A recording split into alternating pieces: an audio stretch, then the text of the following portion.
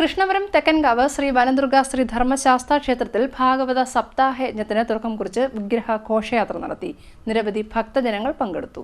തിരുവിതാംകൂർ ദേവസ്വം ബോർഡിന്റെ അധീനതയിലുള്ള കൃഷ്ണപുരം തെക്കൻകാവ് ശ്രീ വനദുർഗ ദേവി ശ്രീ ധർമ്മശാസ്ത്ര ക്ഷേത്രത്തിലെ ഭാഗവത സപ്താഹ യജ്ഞത്തിന് തുടക്കം കുറിച്ചുകൊണ്ട് വിഗ്രഹ ഘോഷയാത്ര നടന്നു.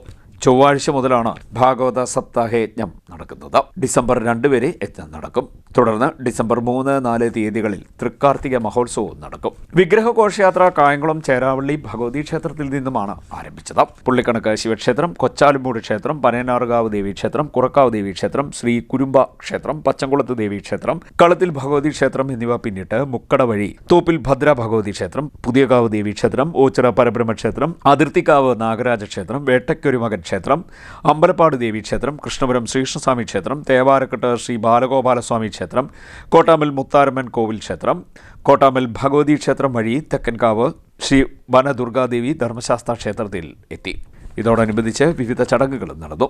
ചടങ്ങുകൾക്ക് ക്ഷേത്രതന്ത്രി പുറപ്പേരില്ലം നാരായണൻ വാസുദേവൻ നമ്പൂതിരി, ക്ഷേത്രമേൽശാന്തി സജിത്ത് ഇലഞ്ഞിക്കൽ, യജ്ഞാചാര്യൻ സതീഷ് ചന്ദ്രൻ മുട്ടത്തറ എന്നിവർ മുഖ്യ കാർമ്മികത്വം വഹിച്ചു.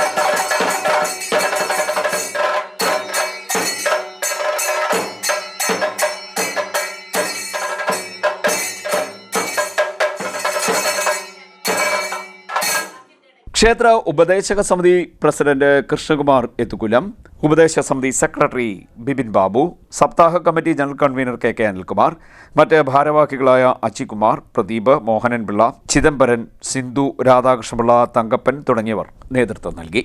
CDNet news, Krishnapuram.